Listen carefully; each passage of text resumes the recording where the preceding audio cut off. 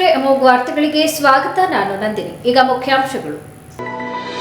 December 6ರಂದು ಮುಖ್ಯಮಂತ್ರಿ ಹಾಗೂ ಉಪಮುಖ್ಯಮಂತ್ರಿ ವಿವಿಧ ಅಭಿವೃದ್ಧಿ ಕಾಮಗಾರಿಗಳಿಗೆ ಚಾಲನೆ ನೀಡಲಿದ್ದಾರೆ. ಉಸ್ತುವಾರಿ ಸಚಿವ ಕೃಷ್ಣ ಬೈರೇಗೌಡ ಹೇಳಿಕೆ. ಬಿಜೆಪಿಯವರು ನಾಟಕ ಮಾಡುವುದನ್ನು ಬಿಡಲಿ. ಜೀವನ ಪರ್ಯಂತ ನಾಟಕ ಮಾಡಿಕೊಂಡು ಇರಲು ಸಾಧ್ಯವಿಲ್ಲ. ಜನರ ನಿಜವಾದ ಸಮಸ್ಯೆ ಪರಿಹರಿಸಲು ಪ್ರಯತ್ನ ಮಾಡಲಿ. ಉಸ್ತುವಾರಿ ಸಚಿವ ಕೃಷ್ಣ ಬೈರೇಗೌಡ ಹೇಳಿಕೆ. 2.5 ಕೋಟಿ ವೆಚ್ಚದ ರಸ್ತೆ ಕಾಮಗಾರಿಗೆ ಶಾಸಕ ಸ್ವರೂಪ್ ಗುದ್ದಲಿ ಪೂಜೆ. ಪಕ್ಷಕ್ಕಾಗಿ ನಿಷ್ಠೆಯಿಂದ ದುಡಿಯುತ್ತಿರುವ ಉಪಮುಖ್ಯಮಂತ್ರಿ ಡಿಕೆ ಶಿವಕುಮಾರ್ ಸೇವೆ ಪರಿಗಣಿಸಿ ರಾಜ್ಯದ ಮುಂದಿನ ಮುಖ್ಯಮಂತ್ರಿಯಾಗಿ ಹೈಕಮಾಂಡ್ ನೇಮಿಸಬೇಕು. ಕಾಂಗ್ರೆಸ್ ಪ್ರಚಾರ ಸಮಿತಿ ಅಧ್ಯಕ್ಷ ದೇವರಾಜೇಗೌಡ ಆಗ್ರಹ. ವಾರ್ತೆಗಳ ವಿವರ. ಡಿಸೆಂಬರ್ 6ರಂದು ಮುಖ್ಯಮಂತ್ರಿ ಹಾಗೂ ಉಪಮುಖ್ಯಮಂತ್ರಿಯವರು ವಿವಿಧ ಅಭಿವೃದ್ಧಿ ಕಾಮಗಾರಿಗಳಿಗೆ ಚಾಲನೆ ನೀಡಲಿದ್ದಾರೆ ಎಂದು ಉಸ್ತುವಾರಿ ಸಚಿವ ಕೃಷ್ಣ ಬೈರೇಗೌಡ ಹೇಳಿದರು. ಹಾಸನ ಜಿಲ್ಲೆಯಲ್ಲಿ ಡಿಸೆಂಬರ್ 6ನೇ ತಾರೀಕು ನಾವು ಮಾನ್ಯ ಮುಖ್ಯಮಂತ್ರಿಗಳು ಮತ್ತು ಉಪಮುಖ್ಯಮಂತ್ರಿಗಳ ನೇತೃತ್ವದಲ್ಲಿ ಕಾರ್ಯಕ್ರಮವನ್ನು ಹಮ್ಮಿಕೊಂಡಿದ್ದೇವೆ. ಹಾಸನ ಜಿಲ್ಲೆಯ ಕೆಲವು ಅಭಿವೃದ್ಧಿ ಕಾಮಗಾರಿಗಳನ್ನು ಸಮರ್ಪಣೆ ಮಾಡುವಂತಹದ್ದು. ಅದರಲ್ಲಿ ಮುಖ್ಯವಾಗಿ Hassan institute of management studies ಏನಿದೆ, ಅದರಲ್ಲಿ ಸುಮಾರು ಈಗ ಇತ್ತೀಚೆಗೆ ನಾವು ಒಂದು 55 ಕೋಟಿ ರೂಪಾಯಿ ಅದನ್ನು ಹಿಮ್ಸ್ನ ಸೂಪರ್ ಸ್ಪೆಷಾಲಿಟಿ ಹಾಸ್ಪಿಟಲ್ನನ್ನು ಕಾರ್ಯರೂಪಕ್ಕೆ ತರೋದಕ್ಕೆ ಒಂದು 55 ಕೋಟಿ ರೂಪಾಯಿಯನ್ನು ನಾವು ಮಂಜೂರಾತಿ ಮಾಡಿಕೊಟ್ಟಿದ್ದೇವೆ. ಅದು ಒಂದು ಕಾಮಗಾರಿ. ಅದರ ಜೊತೆಗೆ ನೀರಾವರಿ ಇಲಾಖೆಯಿಂದ ಚನ್ನರಾಯಪಟ್ಟಣ ತಾಲೂಕಿನಲ್ಲಿ ಸುಮಾರು 74 ಕೋಟಿ ರೂಪಾಯಿನ ಯೋಜನೆಯನ್ನು ಮಂಜೂರು ಮಾಡಿದ್ದೇವೆ. ಅದು 2ನೇದು. 3ನೇದು ಕಂದಾಯ ಇಲಾಖೆಯಿಂದ ಹಾಸನದಲ್ಲಿ ಏನು ತಾಲೂಕು ಕಚೇರಿ ಬಹಳ ವರ್ಷಗಳಿಂದ ನೆನಗುದಿಗೆ ಬಿದ್ದಿದ್ದನ್ನು ಈಗ ಸಂಪೂರ್ಣಗೊಳಿಸಿದ್ದೇವೆ.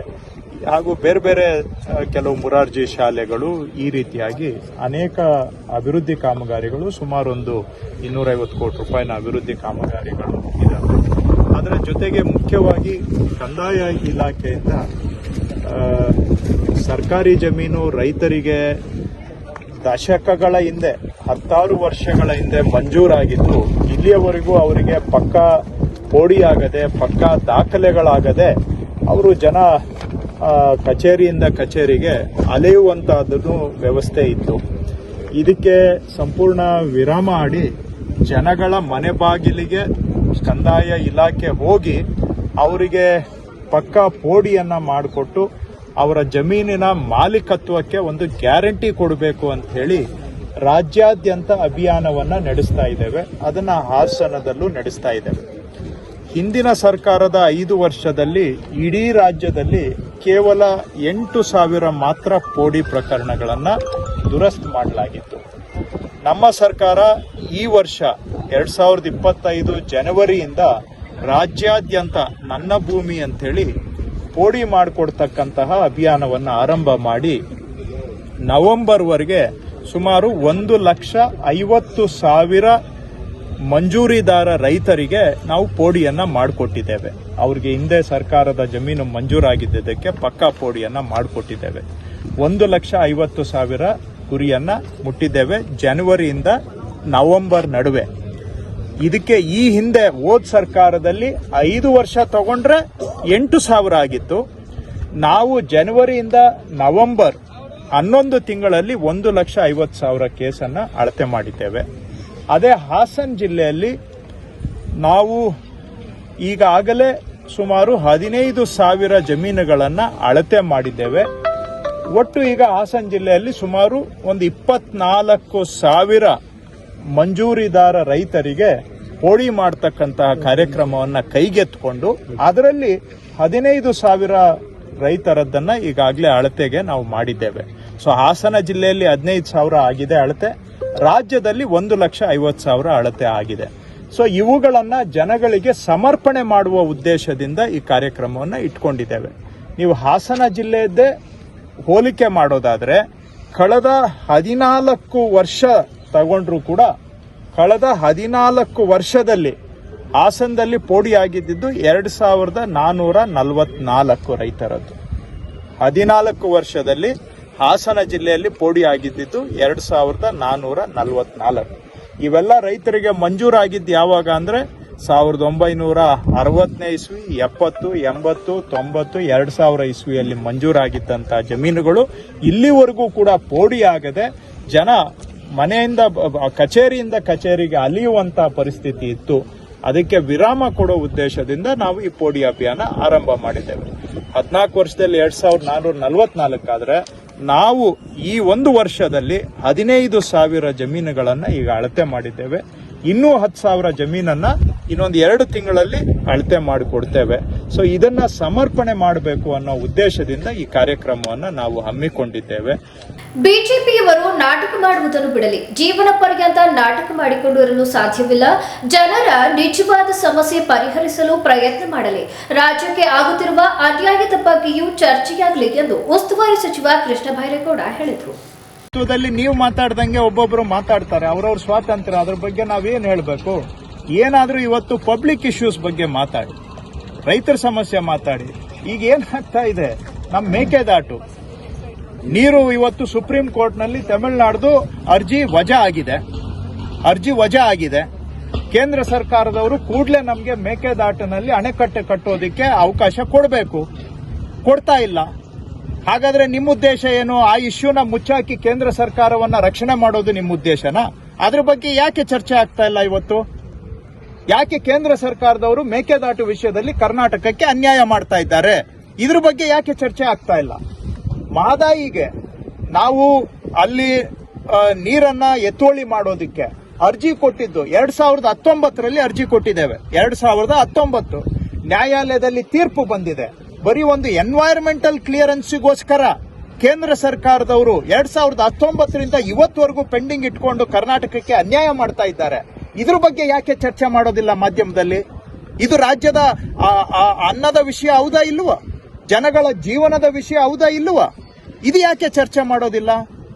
ಅದೇ ನಮ್ಗೆ ಅಪ್ಪರ್ ಭದ್ರಾ ಯೋಜನೆಗೆ ಸೆಂಟ್ರಲ್ ಗವರ್ಮೆಂಟ್ 5,300 ಕೋಟಿ ಕೊಡಬೇಕು. ಬಜೆಟ್ ಅಲ್ಲಿ ಅನೌನ್ಸ್ ಮಾಡಿದ್ದಾರೆ, ಪಾರ್ಲಿಮೆಂಟ್ ಅಲ್ಲಿ ಬಜೆಟ್ ಪಾಸ್ ಆಗಿದೆ. 5,300 ಕೋಟಿಯಲ್ಲಿ 53 ಪೈಸಾ ಬಂದಿಲ್ಲ ರಾಜ್ಯಕ್ಕೆ. ಇದ್ರ ಬಗ್ಗೆ ಯಾಕೆ ಚರ್ಚೆ ಆಗೋದಿಲ್ಲ? ಈ ತರದ್ದು ಜನ ನಮ್ಮ ರಾಜ್ಯದ ಹೊಟ್ಟೆಪಾಡಿನ ವಿಷಯಗಳನ್ನ ಚರ್ಚೆ ಮಾಡೋದು ಬಿಟ್ಟು ಕೇಂದ್ರ ಸರ್ಕಾರ ವ್ಯವಸ್ಥಿತವಾಗಿ ಕರ್ನಾಟಕವನ್ನ ತುಳಿತಾ ಇದೆ, ಅನ್ಯಾಯ ಮಾಡ್ತಾ ಇದೆ. ಇದನ್ನ ಎಲ್ಲೋ ಒಂದು ಕಡೆ ಬಚ್ಚಿಡೋದಕ್ಕೋಸ್ಕರ ಇಶ್ಯೂಗಳನ್ನ ಡೈವರ್ಟ್ ಮಾಡಿ, ಜನಗಳ ಅಟೆನ್ಷನ್ ಅನ್ನ ಡೈವರ್ಟ್ ಮಾಡಿ, ನಿಜವಾದಂತಹ ಹೊಟ್ಟೆಪಾಡಿನ ವಿಷಯಗಳನ್ನ ಅವಾಯ್ಡ್ ಮಾಡೋದಕ್ಕೋಸ್ಕರ ಈ ಚರ್ಚೆಗಳು ಆಗ್ತಾ ಇದೆಯಾ? ಇವತ್ತು ಮೆಕ್ಕೆಜೋಳ ಬೆಲೆ ಕುಸಿದಿದೆ. ಕೇಂದ್ರ ಸರ್ಕಾರದವರು MSP ಘೋಷಣೆ ಮಾಡಿದ್ದಾರೆ. ಯಾಕೆ MSP ಪ್ರಕಾರ ಪ್ರೊಕ್ಯೂರ್ಮೆಂಟ್ಗೆ ಪರ್ಮಿಷನ್ ಕೊಡ್ತಾ ಇಲ್ಲ? ಯಾಕೆ ಕೊಡ್ತಾ ಇಲ್ಲ? ಕರ್ನಾಟಕಕ್ಕೆ ಬರ್ತಾರೆ, 101 ಸುಳ್ಳು ಹೇಳ್ಬಿಟ್ಟು ಹೋಗ್ತಾರೆ. MSP ಘೋಷಣೆ ಮಾಡಿರೋದು ಯಾರು? ಮೆಕ್ಕೆಜೋಳಕ್ಕೆ. ಸೆಂಟ್ರಲ್ ಗವರ್ಮೆಂಟ್ MSP ಘೋಷಣೆ ಮಾಡಿದ್ದಾರೆ. MSP ಘೋಷಣೆ ಮಾಡಿದ ಮೇಲೆ ಅನುಷ್ಠಾನ ಯಾರು ಮಾಡಬೇಕು? MSP ಅನ್ನ ಸೆಂಟ್ರಲ್ ಗವರ್ಮೆಂಟ್ ಮಾಡಬೇಕು. ಇವತ್ತು ಕರ್ನಾಟಕದವರು ನಾವು ಪ್ರೊಕ್ಯೂರ್ ಮಾಡ್ಲಿಕ್ಕೆ ಕೇಳಿದ್ರೆ ಪ್ರೊಕ್ಯೂರ್ಮೆಂಟ್ಗೆ ಪರ್ಮಿಷನ್ ಕೊಡ್ತಾ ಇಲ್ಲ. ಇದು ರೈತರಿಗೆ ಅನ್ಯಾಯ ಅಲ್ವಾ? ಸಂಸದರಿಗೂ ಬಿಜೆಪಿ ಸಂಸದರು ವೈಫಲ್ಯ ಕಾಣಿಸುತ್ತೆ. ಖಂಡಿತವಾಗಿ ಬಿಜೆಪಿ ಸಂಸದರಷ್ಟೇ ಅಲ್ಲ, ಇಡೀ ಭಾರತೀಯ ಜನತಾ ಪಕ್ಷ ಕೇಂದ್ರ ಸರ್ಕಾರದಲ್ಲಿ ಕರ್ನಾಟಕಕ್ಕೆ ಅನ್ಯಾಯ ಆಗ್ತಾ ಇದ್ರೆ ಬಾಯಿ ಕೈ ಎಲ್ಲ ಮುಚ್ಕೊಂಡು ಕೂತ್ಕೊಂಡು ಅನ್ಯಾಯ ಇವರಿಂದಾನೇ ಬಿಜೆಪಿಯಿಂದಾನೇ ಆಗ್ತಾ ಇದೆ. ನಾಳೆ ಆಗುತ್ತೋ ಬಿಡುತ್ತೋ ಕೆಲಸ, ಅಟ್ಲೀಸ್ಟ್ ಕರ್ನಾಟಕದ ಇಶ್ಯೂಗಳ ಪರವಾಗಿ ಧ್ವನಿ ಎತ್ತಬೇಕಲ್ಲ. ಇಲ್ಲಿ ಸುಮ್ಮನೆ ಹೋಗಿ ರೈತರ ಜೊತೆ ಅಲ್ಲಿ ಏನು ಬೀದಿಯಲ್ಲಿ ನಾಟಕ ಮಾಡ್ತಾರೆ. ಅದ್ರ ಬದಲಿಗೆ ಹೋಗಿ ಮಂಜೂರು ಮಾಡಿಸ್ಕೊಂಡು ಬರ್ಲಿ. ಡೆಲ್ಲಿಯಿಂದ ನಾಟಕ ಮಾಡೋದು ಬಿಡ್ಲಿ. ಜೀವನ ಬರೀ ನಾಟಕ ಮಾಡ್ಕೊಂಡೆ ಕಾಲ ಕಳಿಯಕ್ಕಾಗಲ್ಲ. ಜನಗಳ ನಿಜವಾದ ಇಶ್ಯೂನು ಸಾಲ್ವ್ ಮಾಡ್ಲಿ. ಅದನ್ನ ಮಾಡೋದ್ ಬಿಟ್ಟು ಇಷ್ಟೆಲ್ಲ ಅನ್ಯಾಯ ಆಗ್ತಾ ಇದ್ರೆ ಈ ವಿಷಯಗಳ ಬಗ್ಗೆನೂ ಚರ್ಚೆ ಮಾಡಿ. ನಿಮ್ಗೆ ಬೇರೆ ವಿಷಯ ಆಸಕ್ತಿ ಇದೆ, ಅದನ್ನ ಚರ್ಚೆ ಮಾಡಿ, ಅದನ್ನ ಬೇಡ ಅಂತ ನಾನು ಹೇಳ್ತಾ ಇಲ್ಲ. ಆದ್ರೆ ಈ ವಿಷಯಗಳು ಯಾಕೆ ಚರ್ಚೆ ಆಗೋದಿಲ್ಲ? ಎಲ್ಲೋ ಒಂದು ಕಡೆ ಇದು ಸಾರ್ವಜನಿಕ ಹಿತದಲ್ಲಿ ಆಗ್ಬೇಕು ಅನ್ನೋದಷ್ಟೇ ನನ್ನ ಸಲಹೆ, ಮನವಿ. ಹಾಸನ ನಗರದ ರಿಂಗ್ ರಸ್ತೆ ಬಳಿ ಸುಮಾರು 7 ಕಿಲೋಮೀಟರ್ ರಸ್ತೆ ಕಾಮಗಾರಿಗೆ ಶಾಸಕ ಸ್ವರೂಪ್ ಪ್ರಕಾಶ್ ಎಂದು ಗೊದ್ದಲಿ ಪೂಜೆ ನೆರವೇರಿಸಿದರು.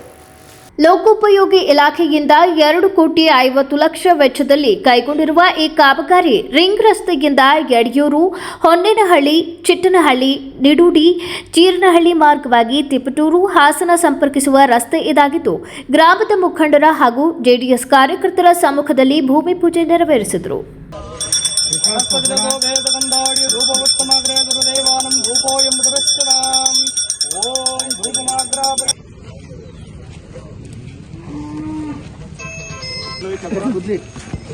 ಅಣ್ಣ ಒಂಚೂರು ಈ ಕಡೆ ನೋಡಿ.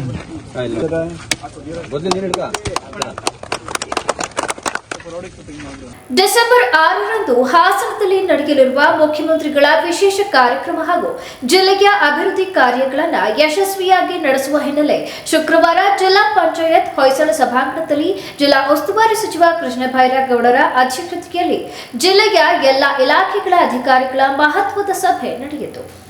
ಸಭೆಯಲ್ಲಿ ಕಾರ್ಯಕ್ರಮದ ಅವಶ್ಯಕತೆ, ಸಿದ್ಧತೆ ಹಾಗೂ ಫಲಾನುಭವಿಗಳ ವ್ಯವಸ್ಥೆಯ ಕುರಿತಂತೆ ಹಲವು ಮುಖ್ಯ ಸೂಚನೆಗಳನ್ನು ನೀಡಲಾಯಿತು.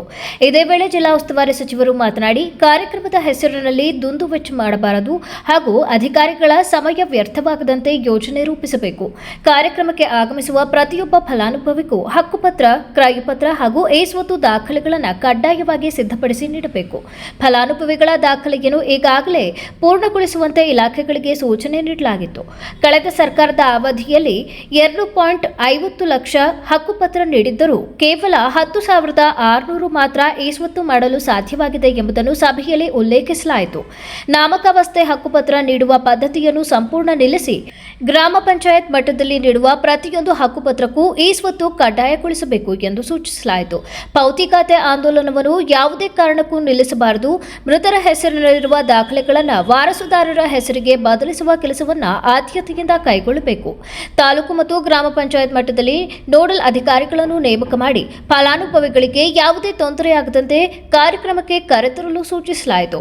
ಫಲಾನುಭವಿಗಳು ಕಾರ್ಯಕ್ರಮಕ್ಕೆ ಹೋಗುವಾಗ ಮತ್ತು ಮನೆಗೆ ಹಿಂತಿರುಗುವಾಗ ಅವರ ಸುರಕ್ಷತೆಯನ್ನು ಅಧಿಕಾರಿಗಳು ಖಚಿತಪಡಿಸಬೇಕು. ಬಸ್ಗಳ ಜೊತೆಗೆ ಅಗತ್ಯವಿದ್ದರೆ ಇತರೆ ವಾಹನಗಳನ್ನು ಏರ್ಪಡಿಸಬೇಕು. ಕಾರ್ಯಕ್ರಮವನ್ನು ಬೆಳಗ್ಗೆ 11 ಗಂಟೆಗೆ ಪ್ರಾರಂಭಿಸಿ ಮಧ್ಯಾಹ್ನ 2:30 ಮುಗಿಸಬೇಕು ಎಂದು ನಿಗದಿಪಡಿಸಲಾಯಿತು.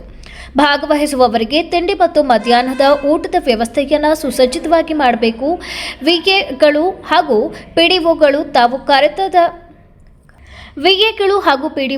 ತಾವು ಕರೆತಂದ ಜನರೊಂದಿಗೆ ಕಾರ್ಯಕ್ರಮದಲ್ಲಿ ಕುಳಿತು ಕಾರ್ಯಕ್ರಮದ ನಂತರ ಅವರನ್ನು ಸುರಕ್ಷಿತವಾಗಿ ಮನೆಗೆ ತಲುಪಿಸುವ ಹೊಣೆಗಾರಿಕೆ ಹೊತ್ತುಕೊಳ್ಳಬೇಕು. ಹೊರಡುವಾಗ ಫಲಾನುಭವಿಗಳ ಎಲ್ಲ ದಾಖಲೆಗಳು ಅವರ ಕೈಯಲ್ಲಿರುವಂತೆ ಖಚಿತಪಡಿಸಬೇಕು ಎಂದು ಸೂಚಿಸಲಾಯಿತು.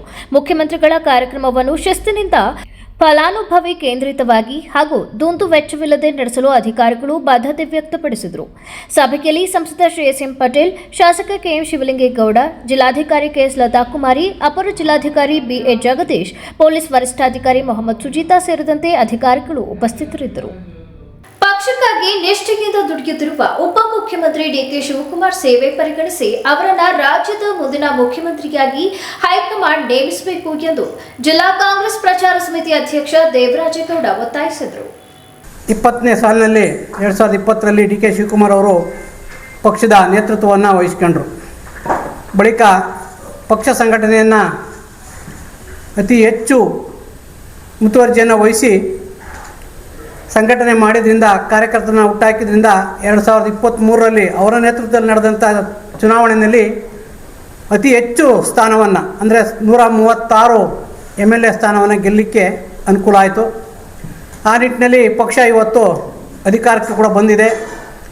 ಮಾನ್ಯ ಸಿದ್ದರಾಮಯ್ಯನವರು ಮುಖ್ಯಮಂತ್ರಿಗಳಾಗಿ ಆಯ್ಕೆಯಾದ ನಂತರ ಚುನಾವಣೆಗೆ ಮುಂಚೆ ಪಕ್ಷ ಏನು ಕೊಟ್ಟಿತ್ತು 5 ಗ್ಯಾರಂಟಿಗಳನ್ನ, ಆ 5 ಗ್ಯಾರಂಟಿಗಳನ್ನ ಜಾರಿ ತರುವ ಮೂಲಕ ಉತ್ತಮವಾದ ಆಡಳಿತವನ್ನು ಇವತ್ತು ಕೊಟ್ಟಿದ್ದಾರೆ. ಒಂದು ಸಾರ್ವಜನಿಕವಾಗಿ ಒಂದು ಮಾತಿತ್ತು, ಕಾಂಗ್ರೆಸ್ ಅಧಿಕಾರಕ್ಕೆ ಬಂದರೆ ಮಳೆಗಾಲ ಕಮ್ಮಿ ಆಗುತ್ತೆ ಅಂತೇಳಿ. ಬಟ್ ಇವತ್ತು ಈ ವರ್ಷ ಅತಿ ಹೆಚ್ಚು ಮಳೆಯಾಗಿದೆ. ಜನ ಸಮೃದ್ಧಿಯಿಂದ ಬದುಕಲಿಕ್ಕೆ ಸಾಧ್ಯವಾಗಿದೆ. ಆ ಒಂದು ಏನು ಅಪವಾದ ಇತ್ತು ಅದರಿಂದ ಕಾಂಗ್ರೆಸ್ ಪಕ್ಷ ಹೊರಗೆ ಬಂದಿದೆ ಅಂತೇಳಿ ಹೇಳಲಿಕ್ಕೆ ಇಷ್ಟಪಡ್ತೇನೆ. ಅದೇ ರೀತಿಯಲ್ಲಿ ಏನು ಡಿ ಕೆ ಶಿವಕುಮಾರ್ ಅವರು ಈಗ ಸಾರ್ವಜನಿಕವಾಗಿ ಮಾತನಾಡಿದ್ದಾರೆ, 2.5 ವರ್ಷಕ್ಕೆ ಮುಖ್ಯಮಂತ್ರಿಗಳಾಗಿ ನೇಮಕ ಮಾಡ್ಬೇಕಂತೇಳಿ ಹೈಕಮಾಂಡ್ ಮುಂದೆ ಮಾತುಕತೆ ಆಗಿತ್ತು ಅಂತೇಳಿ. ಒಂದು ವೇಳೆ ಆ ರೀತಿ ಏನಾದರೂ ಮಾತುಕತೆ ಆಗಿದ್ದೇ ಆದರೆ ಹೈಕಮಾಂಡ್ ಕೂಡ ಈ ನಿಟ್ಟಿನಲ್ಲಿ ಗಮನವನ್ನು ಹರಿಸಿ ಡಿ ಕೆ ಶಿವಕುಮಾರ್ ಅವ್ರನ್ನ ಇನ್ನುಳಿದಿರ್ತಕ್ಕಂಥ 2.5 ವರ್ಷಕ್ಕೆ ಡಿ ಕೆ ಶಿವಕುಮಾರ್ ಅವ್ರನ್ನ ಮುಖ್ಯಮಂತ್ರಿಗಳಾಗಿ ನೇಮಕ ಮಾಡಲೇಬೇಕು ಅಂತೇಳಿ ನಾವು ಕೂಡ ಹಾಸನ ಜಿಲ್ಲೆಯ ಕಾಂಗ್ರೆಸ್ ಕಾರ್ಯಕರ್ತರು ಮತ್ತು ಮುಖಂಡರುಗಳು ಒತ್ತಾಯವನ್ನು ಮಾಡ್ತಾ ಇದ್ದೇವೆ. ಪಕ್ಷಕ್ಕೆ ಅವ್ರದ್ದೇ ಅಂತ ಕೊಡುಗೆ ಇದೆ. ಆಪತ್ ಬಾಂಧವ ಅಂತೇಳಿ ಇವತ್ತು ಡಿ ಕೆ ಶಿವಕುಮಾರ್ ಅವರು ಹೆಸರುವಾಸಿಯಾಗಿದ್ದಾರೆ. ಯಾವುದೇ ರಾಜ್ಯದಲ್ಲಿ ಪಕ್ಷಕ್ಕೆ ಸಂಕಟ ಬಂದಂಥ ಸಂದರ್ಭದಲ್ಲಿ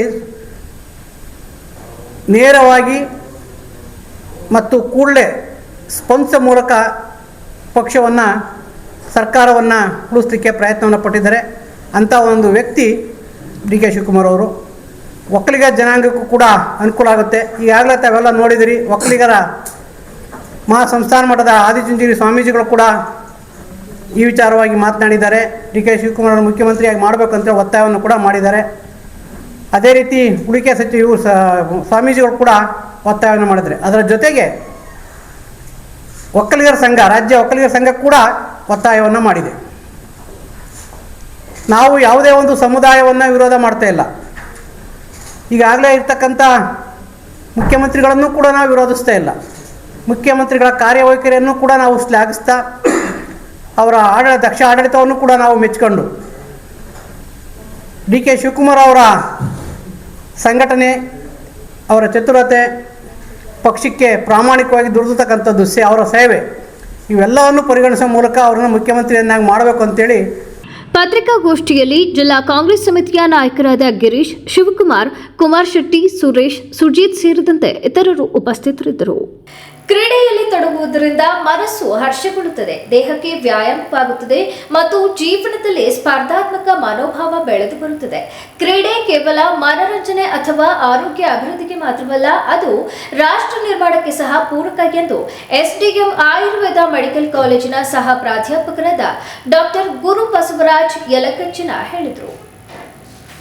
ನಗರದ ಜಿಲ್ಲಾ ಕ್ರೀಡಾಂಗಣದಲ್ಲಿ ಏರ್ಪಡಿಸಿದ್ದ ಎಲೈಟ್ ಚಾಲಕಿಯ ಕ್ರೀಡಾಕೂಟವನ್ನು ಉದ್ಘಾಟಿಸಿ ಮಾತನಾಡಿದ ಅವರು, ಮಕ್ಕಳಲ್ಲಿ ಸಾಧನೆಯ ಮನೋಭಾವ ಬೆಳೆಸುವುದು ಅತ್ಯವಶ್ಯ. ಕ್ರೀಡೆಯಲ್ಲಿ ಗೆಲ್ಲುವುದು ಮುಖ್ಯವಲ್ಲ, ಭಾಗವಹಿಸುವುದು ಮುಖ್ಯ. ಸೋಲನ್ನು ಸ್ವೀಕರಿಸುವ ತಾಳ್ಮೆ, ಮನೋಬಲ ಮತ್ತು ಆತ್ಮವಿಶ್ವಾಸವನ್ನು ಕ್ರೀಡೆ ಕಲಿಸುತ್ತದೆ. ದಿನನಿತ್ಯವೂ ಆಟದಲ್ಲಿ ತೊಡಗಿಸಿಕೊಂಡರೆ ನೆನಪಿನ ಶಕ್ತಿ, ಆರೋಗ್ಯ ಹಾಗೂ ರೋಗ ನಿರೋಧಕ ಶಕ್ತಿ ಹೆಚ್ಚುತ್ತದೆ. ಆಟೋಟದಲ್ಲಿ ತೊಡಗಿಸಿಕೊಳ್ಳುವುದರಿಂದ ನಮ್ಮ ಮನಸ್ಸು ಖುಷಿಯಾಗುತ್ತದೆ, ದೇಹಕ್ಕೆ ವ್ಯಾಯಾಮವಾಗುತ್ತದೆ. ದೇಹ ಮನಸ್ಸು ಎರಡೂ ಸಂತೋಷವಾಗಿ ಮಕ್ಕಳಿಗೆ ಮಾತ್ರವಲ್ಲ, ದೊಡ್ಡವರಿಗೂ ಕೂಡ ಎಲ್ಲ ವಯೋಮಾನದವರಿಗೆ ಮನಸ್ಸಿಗೆ ಸಂತೋಷವನ್ನು ಕೊಡುತ್ತದೆ. ಕ್ರೀಡೆ ಎಂಬುದು ಕೇವಲ ಮನೋರಂಜನೆಗಾಗಿ ಮತ್ತು ಆರೋಗ್ಯ ಅಭಿವೃದ್ಧಿಗೆ ಮಾತ್ರವಲ್ಲ, ಕ್ರೀಡೆ ಒಂದು ರಾಷ್ಟ್ರ ನಿರ್ಮಾಣಕ್ಕೆ ಪೂರಕವಾದ ಸತತ ಕ್ರಿಯೆ.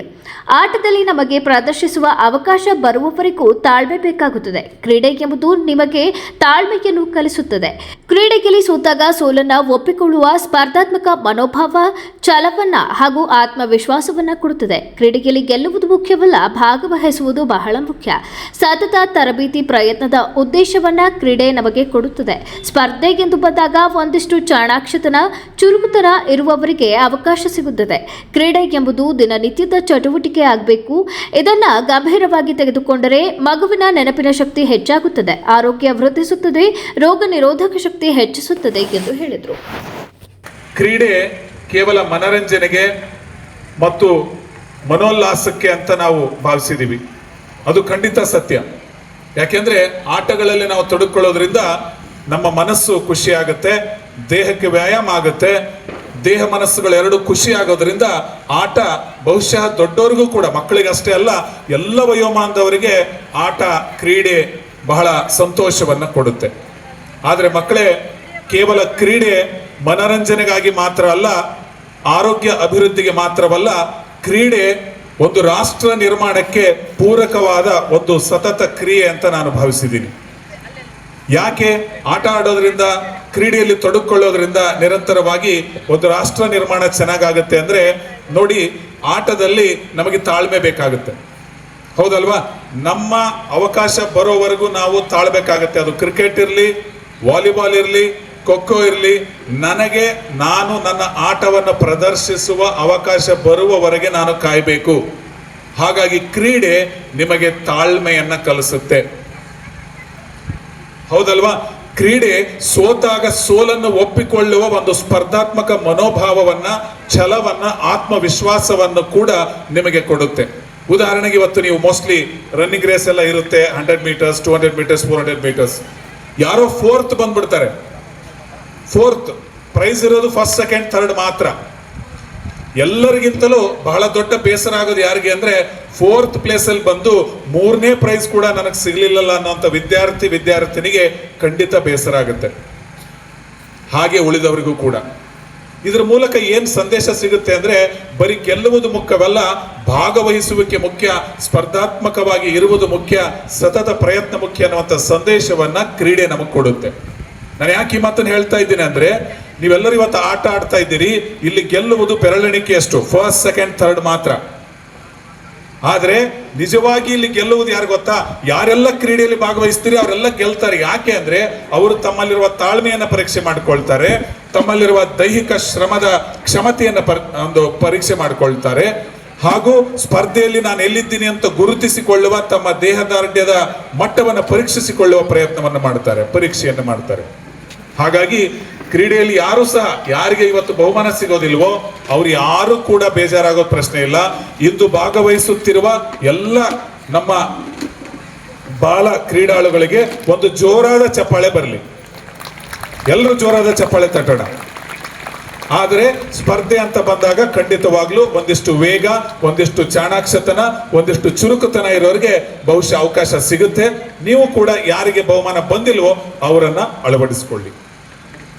ಮತ್ತೊಂದಿಷ್ಟು ಮಾತು, ಬರೀ ಕ್ರೀಡೆ ನಮ್ಮ ಶಾಲಾ ವಾರ್ಷಿಕೋತ್ಸವದ ಸಮಾರಂಭದಲ್ಲಿ ನಾವು ಪಾರಿತೋಷಿಕಗಳನ್ನ ಬಹುಮಾನ ಪಡೆಯೋದಕ್ಕೆ ಮಾತ್ರ ಇರೋದು ಬೇಡ, ಕ್ರೀಡೆ ನಿಮ್ಮ ದಿನನಿತ್ಯದ ಚಟುವಟಿಕೆಯಾಗಲಿ.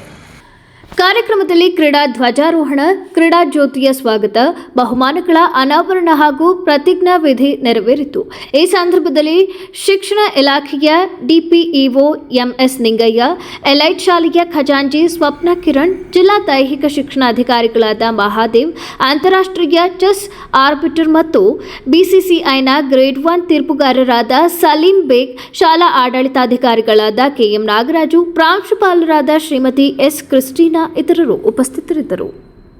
ಶಿಕ್ಷಣ ಶಾಲೆ ಕಾಲೇಜಿನಲ್ಲಿ ಕಲಿಯುವ ಒಂದು ಭಾಗ ಮಾತ್ರ. ನಿಜವಾದ ಶಿಕ್ಷಣ ಪ್ರಶ್ನಿಸುವುದು, ಚರ್ಚಿಸುವುದು, ಪರೀಕ್ಷಿಸುವುದು, ಅನುಭವಿಸುವುದು ಮತ್ತು ಜೀವನದಲ್ಲಿ ಜ್ಞಾನವನ್ನು ಬಳಸುವುದರಿಂದ ಬರುತ್ತದೆ ಎಂದು ರಾಮಪ್ರಿಯ ಹೇಳಿದರು. ಕಾರ್ಯಕ್ರಮ ಉದ್ಘಾಟಿಸಿ ಮಾತನಾಡಿದ ಅವರು, ನಮ್ಮ ಸಂಸ್ಕೃತಿಯಲ್ಲಿ ಜ್ಞಾನವನ್ನು ಗೌರವಿಸಲಾಗುತ್ತದೆ. ವಿದ್ಯೆ ವಿನಯವನ್ನು ಕೊಡುತ್ತದೆ, ವಿನಯದಿಂದ ಅರ್ಹತೆ ಬರುತ್ತದೆ, ಅರ್ಹತೆ ಸಂಪತ್ತನ್ನು ಕೊಡುತ್ತದೆ, ಸಂಪತ್ತಿನಿಂದ ಧರ್ಮ ಮತ್ತು ಧರ್ಮದಿಂದ ನಿಜವಾದ ಸುಖ. ಇದರಿಂದ ಜ್ಞಾನ ಎಂದರೆ ಅಂಕ, ಪರೀಕ್ಷೆ ಅಥವಾ ಉದ್ಯೋಗಕ್ಕೆ ಮಾತ್ರವಲ್ಲ, ಅದು ವ್ಯಕ್ತಿತ್ವ, ಗೌರವ ಮತ್ತು ಯಶಸ್ಸಿನ ಬೀಜ ಎಂದು ತಿಳಿಯಬೇಕು. ಶಿಕ್ಷಣ ಎಂದರೆ ಕೇವಲ ಪರೀಕ್ಷೆಯಲ್ಲಿ ಉತ್ತೀರ್ಣಗೊಳ್ಳುವುದು ಅಲ್ಲ. ಸ್ವಾಮಿ ವಿವೇಕಾನಂದರು ಹೇಳಿದ್ದಾರೆ, ಮನುಷ್ಯನಲ್ಲಿ ಈಗಾಗಲೇ ಇರುವ ಪರಿಪೂರ್ಣತೆಯನ್ನು ಹೊರತರುವುದು ಶಿಕ್ಷಣ. ಶಾಲಾ ಕಾಲೇಜಿನಲ್ಲಿ ಕಲಿಯುವುದು ಒಂದು ಭಾಗ ಮಾತ್ರ. ನಿಜವಾದ ಶಿಕ್ಷಣ ಪ್ರಶ್ನಿಸುವುದು, ಚರ್ಚಿಸುವುದು, ಪರೀಕ್ಷಿಸುವುದು, ಅನುಭವಿಸುವುದು ಮತ್ತು ಜೀವನದಲ್ಲಿ ಜ್ಞಾನವನ್ನು ಬಳಸುವುದರಿಂದ ಬರುತ್ತದೆ ಎಂದು ಹೇಳಿದರು. ಈ ಒಂದು ಸುದಿನದ ಬಗ್ಗೆ ಸರ್ ಹೇಳ್ತಾ ಇದ್ರು, ವಾಗ್ದೇವಿ ಎಜುಕೇಶನ್ ಟ್ರಸ್ಟ್ ಅಂತ ಹೇಳಿ. ಆ ನಡೆದು ಬಂದ ದಾರಿನ ಈ 2 ನಿಮಿಷದಲ್ಲಿ ಹೇಳ್ತೀನಿ.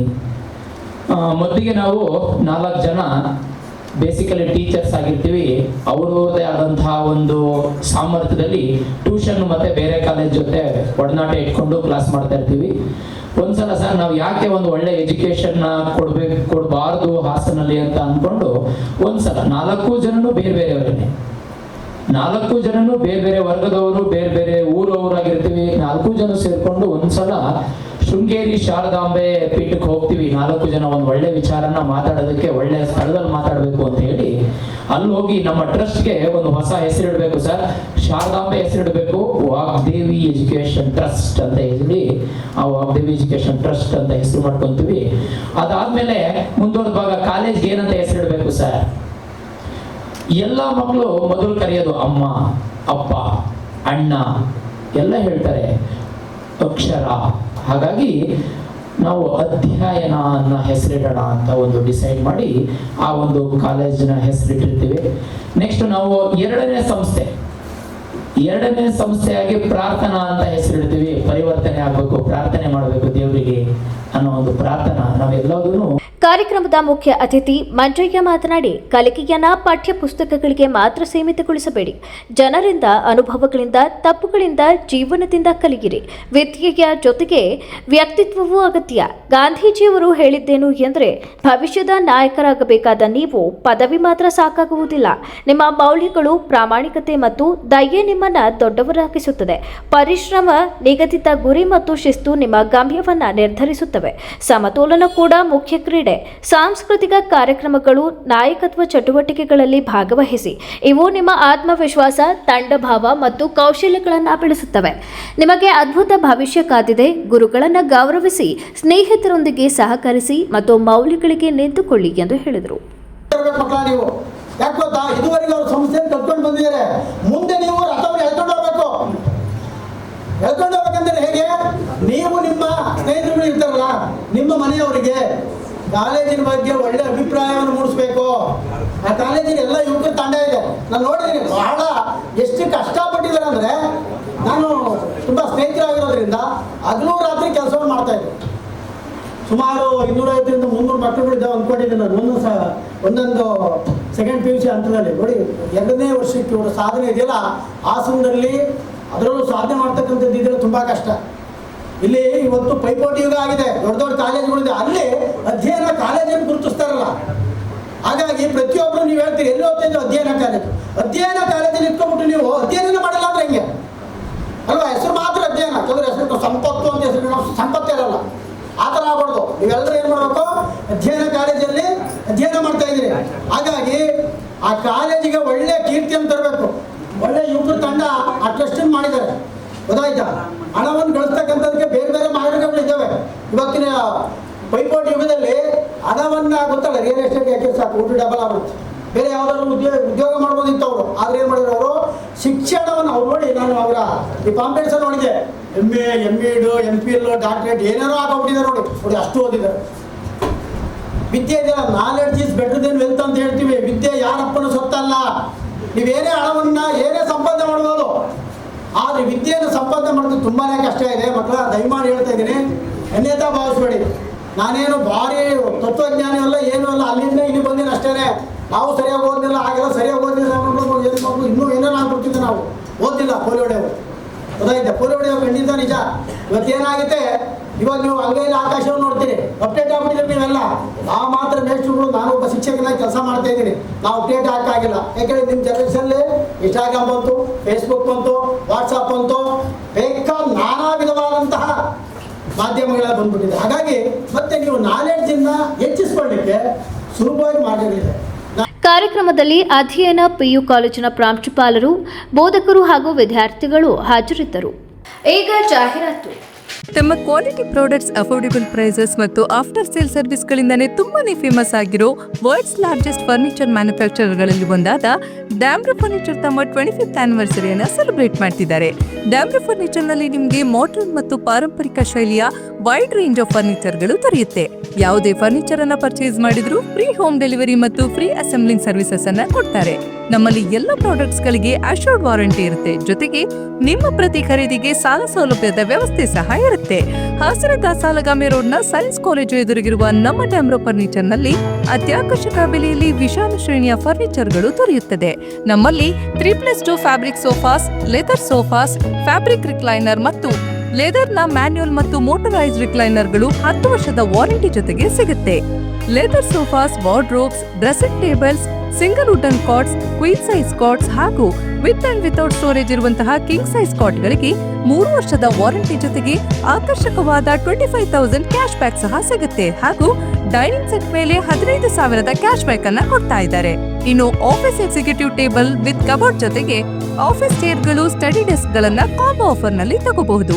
ಇಷ್ಟೆಲ್ಲ ವೆರೈಟಿಗಳು, ಮಾಡೆಲ್ಸ್ಗಳು, ಆಫರ್ಸ್ಗಳು ಇರುವಂತಹ ಹಾಸನದ ಏಕೈಕ ಫರ್ನಿಚರ್ ಶೋರೂಮ್ ಅದುವೇ ನಮ್ಮ ಡ್ಯಾಮ್ರೋ ಫರ್ನಿಚರ್ಸ್. ವಿಳಾಸ ಸರ್ಕಾರಿ ವಿಜ್ಞಾನ ಕಾಲೇಜು ಎದುರು, ಸಾಲಗಾಮಿ ರಸ್ತೆ, ಹಾಸನ. ಹಿಂದೆ ಸೇಲ್ ಮಾಡಿ. ಸೇಲ್ ಯುವರ್ ಗೋಲ್ಡ್, ನಿಮ್ಮ ಚಿನ್ನವನ್ನು ಹಿಂದೆ ಸೇಲ್ ಮಾಡಿ. ಸೇಲ್ ಯುವರ್ ಗೋಲ್ಡ್, ಎಲ್ಲರೂ ಚಿನ್ನನ ಸೇಲ್ ಮಾಡಿ ಅಂತ ಹೇಳ್ತಿದ್ದಾರೆ. ಆದ್ರೆ ನಮ್ಮ ಅಜ್ಜಿ, ತಂದೆ, ತಾಯಿ ಕೊಟ್ಟಂತ ಉಡುಗೊರೆಯ ಒಡವೆಗಳು ಹರಾಜು ಹೋಗ್ತಿವೆ. ಯಾರು ಒಡವೆಗಳನ್ನ ಉಳಿಸ್ಕೊಳ್ಳಿ ಅಂತ ಹೇಳ್ತಿಲ್ಲ. ನಮ್ಮ ಬೆನಕ ಗೋಲ್ಡ್ ಕಂಪನಿಗೆ ಕಾಲ್ ಮಾಡಿ ನಿಮ್ಮ ಒಡವೆಗಳನ್ನ ಬಿಡಿಸಿ ಉಳಿಸಿಕೊಡುತ್ತೇವೆ. EMI ಮೂಲಕ ನಿಮ್ಮ ಒಡವೆಗಳನ್ನ ವಾಪಸ್ ಪಡೆಯೋ ಸುವರ್ಣ ಅವಕಾಶ ನಿಮ್ಮದಾಗಿಸಿಕೊಳ್ಳಿ. ನಿಮ್ಮ ನೆಮ್ಮದಿಯ ನಾಳೆಗಾಗಿ ಕಾಲ್ Benaka gold company 6366 111 999. Benaka Gold Company, we value you and your valuables. ದಕ್ಷಿಣ ಭಾರತದ ಹೆಸರಾಂತ ನಂಬರ್ 1 ಹಾಗೂ ನಂಬಿಕೆಗೆ ಅರ್ಹವಾದ ನಮ್ಮ ಬೆನಕ ಗೋಲ್ಡ್ ಕಂಪನಿಯು ನೀವು ಅಡ ಇಟ್ಟ ಚಿನ್ನವನ್ನು ಬಿಡಿಸಿಕೊಡುವುದಲ್ಲದೆ ಉಳಿಸಿಕೊಳ್ಳಲು ಸಹಕರಿಸುತ್ತದೆ. ಚಿನ್ನಕ್ಕೆ ಚಿನ್ನದಂತ ಬೆಲೆ ಬೇಕೆ? ಕಾಲ್ Benaka gold company 6366 111 999. Benaka Gold Company, we value you and your valuables. ನಾನು ಯಾವತ್ತೂ ಮರೆಯಲ್ಲ, ನಾನು ಚಿಕ್ಕವನಾಗಿದ್ದಾಗ ಹುಟ್ಟದಬ್ಬ ಅಂದ್ರೆ ಚಾಕ್ಲೇಟ್.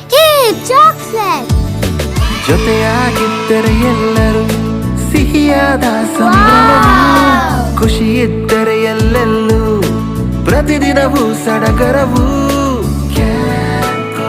Camco Chocolates, spreading. ಹಾಸನದ ಪ್ರತಿಷ್ಠಿತ ಆಸ್ಪತ್ರೆಗಳಲ್ಲಿ ಒಂದಾದ ಸಹ್ಯಾದ್ರಿ ಮಲ್ಟಿ ಸ್ಪೆಷಾಲಿಟಿ ಆಸ್ಪತ್ರೆ ನಿಮ್ಮ ಆರೈಕೆಗೂ ಮೀರಿ ಒಂದು ನಂಬಿಕೆ ಎಂಬ ಧ್ಯೇಯೋದ್ದೇಶದೊಂದಿಗೆ ಮುನ್ನಡೆಯುತ್ತಿದೆ.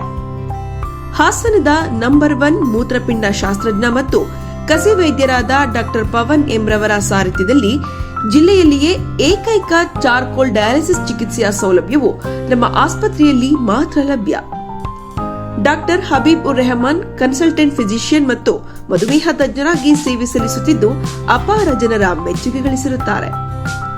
ಡಾಕ್ಟರ್ ಭಾರತಿ ರಾಜಶೇಖರ್ ಪ್ರಸೂತಿ ಮತ್ತು ಸ್ತ್ರೀರೋಗ ತಜ್ಞರು ಹಾಗೂ ಡಾಕ್ಟರ್ ಪ್ರತೀಕ್ಷಾ ವಿಜಯ್ ಪ್ರಸೂತಿ ಮತ್ತು ಸ್ತ್ರೀರೋಗ ತಜ್ಞರಾಗಿದ್ದು ಇವರೆಲ್ಲರ ಅತ್ಯುತ್ತಮವಾದ ಚಿಕಿತ್ಸಾ ಸೌಲಭ್ಯದೊಂದಿಗೆ ಸಹ್ಯಾದ್ರಿ ಮಲ್ಟಿ ಸ್ಪೆಷಾಲಿಟಿ ಆಸ್ಪತ್ರೆಯು ಕಾರ್ಯನಿರ್ವಹಿಸುತ್ತಿದೆ.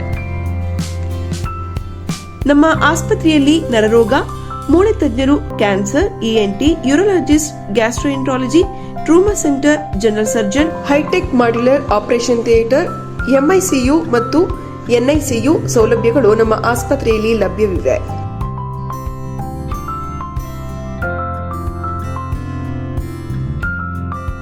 ದಿನದ 24 ಗಂಟೆಯೂ ತುರ್ತು ಸೇವಾ ವಿಭಾಗವು ತೆರೆದಿರುತ್ತದೆ. ಅತ್ಯಾಧುನಿಕ ಅಲ್ಟ್ರಾಸೌಂಡ್ ಸ್ಕ್ಯಾನಿಂಗ್, ಎಕ್ಸ್ರೇ ಮತ್ತು ಲ್ಯಾಬ್ ಹಾಗೂ ಎಲ್ಲ ರೀತಿಯ ಆರೋಗ್ಯ ವಿಮೆ ಸೌಲಭ್ಯವಿದೆ. ಸಹ್ಯಾದ್ರಿ ಮಲ್ಟಿ ಸ್ಪೆಷಾಲಿಟಿ ಆಸ್ಪತ್ರೆ, ಭಾರತಿ ಹೆಲ್ತ್ ಕೇರ್ ಕಾಂಪ್ಲೆಕ್ಸ್, ಗಂಧದ ಕೋಟೆ ಮುಂಭಾಗ, RC ರಸ್ತೆ, ಹಾಸನ. Phone number 08172 265033 884022 446. ರಾಜ್ಯದ ಪ್ರತಿಷ್ಠಿತ ಸೇವಾ ಸಂಸ್ಥೆಗಳಲ್ಲಿ ಒಂದಾದ ರಾಷ್ಟ್ರೋತ್ಥಾನ ಪರಿಷತ್ ಭಾರತೀಯ ಜ್ಞಾನ ಪರಂಪರೆ, ನೈಜ ಇತಿಹಾಸ, ಸಂಸ್ಕೃತಿ, ಜೀವನ ಪದ್ಧತಿ ಪ್ರತಿಬಿಂಬಿಸುವ CBSE ಪಠ್ಯಕ್ರಮದ 17 ವಿದ್ಯಾಕೇಂದ್ರಗಳನ್ನು ರಾಜ್ಯದ ವಿವಿಧ ಭಾಗಗಳಲ್ಲಿ ನಡೆಸುತ್ತಿದೆ. ಈ ಶಾಲೆಗಳಲ್ಲಿ ವಿದ್ಯಾರ್ಥಿಗಳ ಸರ್ವಾಂಗೀಣ ವಿಕಾಸಕ್ಕಾಗಿ ಪಂಚಮುಖಿ ಶಿಕ್ಷಣ ಎನ್ನುವ ವಿಶಿಷ್ಟ ಕಲಿಕಾ ಪದ್ಧತಿಯನ್ನು ಅನುಷ್ಠಾನಗೊಳಿಸಲಾಗಿದೆ.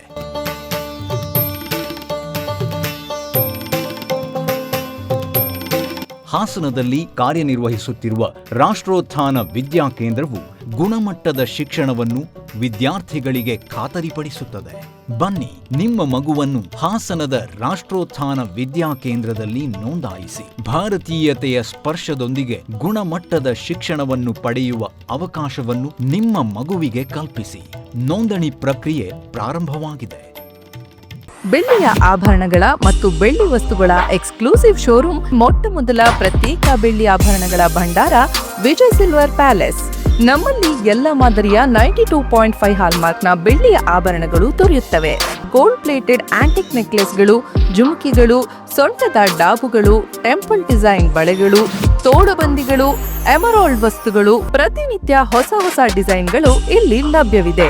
ದೇವರ ವಿಗ್ರಹಗಳು, ಬೆಳ್ಳಿಯ ದೀಪಗಳು, ಬೆಳ್ಳಿ ತಟ್ಟೆ, ಬೆಳ್ಳಿ ಚೊಂಬು, ಪೂಜಾ ಸಾಮಗ್ರಿಗಳು, ಬೆಳ್ಳಿಯ ದೇವರ ಮಂಟಪಗಳು ದೊರೆಯುತ್ತವೆ. Vijay silver palace, Subhash square, Devigere circle, Hassan. Contact 9060 133 333.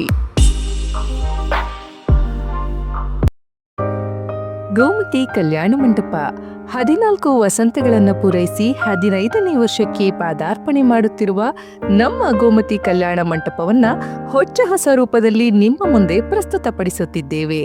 ಅತ್ಯಾಧುನಿಕವಾಗಿ ನವೀಕರಣಗೊಂಡ ಕಲ್ಯಾಣ ಮಂಟಪದಲ್ಲಿ 1200 ಜನರು ಕೂರಬಹುದಾದಂತಹ ಬ್ಯಾಂಕ್ವೆಟ್ ಹಾಲ್ ಹಾಗೂ 700 ಜನರು ಊಟ ಮಾಡಬಹುದಾದ ಡೈನಿಂಗ್ ಹಾಲ್ ಇದ್ದು, ಮದುವೆ, ಬೀಗರ ಔತಣ, ನಾಮಕರಣ ಮತ್ತು ಎಲ್ಲ ಶುಭ ಸಮಾರಂಭಗಳಿಗೆ ಸಸ್ಯಾಹಾರಿ ಮತ್ತು ಮಾಂಸಾಹಾರಿ ಔತಣಗಳಿಗೆ ಹಾಲ್ ಅನ್ನ ನೀಡಲಾಗುತ್ತದೆ. 4 ಎಕರೆಗೂ ಅಧಿಕ ಜಾಗದಲ್ಲಿ ವಾಹನಗಳಿಗೆ ಉತ್ತಮವಾದ ಪಾರ್ಕಿಂಗ್ ವ್ಯವಸ್ಥೆ ಸಹ ಲಭ್ಯವಿದೆ. ನಿಮ್ಮ ಕುಟುಂಬದ ಸುಂದರ ಕಾರ್ಯಕ್ರಮಗಳನ್ನ ಅತ್ಯುತ್ತಮ ಕ್ಷಣಗಳನ್ನಾಗಿ ಮಾರ್ಪಾಡಾಗಿಸಲು ಒಂದು ಒಳ್ಳೆಯ ಜಾಗ, ಅದುವೇ ನಮ್ಮ ಗೋಮತಿ ಕಲ್ಯಾಣ ಮಂಟಪ. ಗೋಮತಿ ಕಲ್ಯಾಣ ಮಂಟಪ, ಕೋಟ್ ಹೊಸ ಬಸ್ ನಿಲ್ದಾಣದ ಹತ್ತಿರ, ಚನ್ನಪಟ್ಟಣ ಬಡಾವಣೆ, ಹೊಳೆನರಸೀಪುರ ರಸ್ತೆ, ಹಾಸನ. ಬುಕಿಂಗ್ ಹಾಗೂ ಹೆಚ್ಚಿನ ಮಾಹಿತಿಗಾಗಿ ಸಂಪರ್ಕಿಸಿ 9484827261 ಮತ್ತು 8970568666. ಮತ್ತೊಮ್ಮೆ ಅಮೋಘ ವಾರ್ತೆಗಳಿಗೆ ಸ್ವಾಗತ. ಡಿಸೆಂಬರ್ 4 ಮತ್ತು 5ರಂದು 2025-26ನೇ ಶೈಕ್ಷಣಿಕ ಸಾಲಿನ ರಾಜ್ಯ ಮಟ್ಟದ ಬಾಲ್ ಬ್ಯಾಡ್ಮಿಂಟನ್ ಕ್ರೀಡಾ ಸ್ಪರ್ಧೆಯು ನಗರದ HKS ಕಾಲೇಜು ಮೈದಾನದಲ್ಲಿ ನಡೆಯಲಿದೆ ಎಂದು ಪದವಿ ಪೂರ್ವ ಶಿಕ್ಷಣ ಇಲಾಖೆಯ ಉಪ ನಿರ್ದೇಶಕ ಗಂಗಾಧರ್ ತಿಳಿಸಿದರು. ಪತ್ರಿಕಾಗೋಷ್ಠಿಯಲ್ಲಿ ಮಾತನಾಡಿದ ಅವರು, ಕ್ರೀಡಾಕೂಟವು ಪದವಿ ಪೂರ್ವ ಶಿಕ್ಷಣ ಇಲಾಖೆಯ ಉಪ ನಿರ್ದೇಶಕರ ಕಚೇರಿ ಮತ್ತು HKS ಪದವಿ ಪೂರ್ವ ಕಾಲೇಜು ಹಾಗೂ ಕಾರ್ಕಳದ ಕ್ರಿಯೇಟಿವ್ ಶಿಕ್ಷಣ ಪ್ರತಿಷ್ಠಾನದ ಸಂಯುಕ್ತಾಶ್ರಯದಲ್ಲಿ ನಡೆಯುತ್ತಿದೆ. ರಾಜ್ಯದ 600 ಶ್ರೇಷ್ಠ ಕ್ರೀಡಾಪಟುಗಳು ಸ್ಪರ್ಧೆಯಲ್ಲಿ ಭಾಗವಹಿಸಲು ಆಗಮಿಸುತ್ತಿದ್ದು, ಇದರ ಪೂರ್ವಭಾವಿ ಸಿದ್ಧತೆಗಳು ನಡೆಯುತ್ತಿವೆ.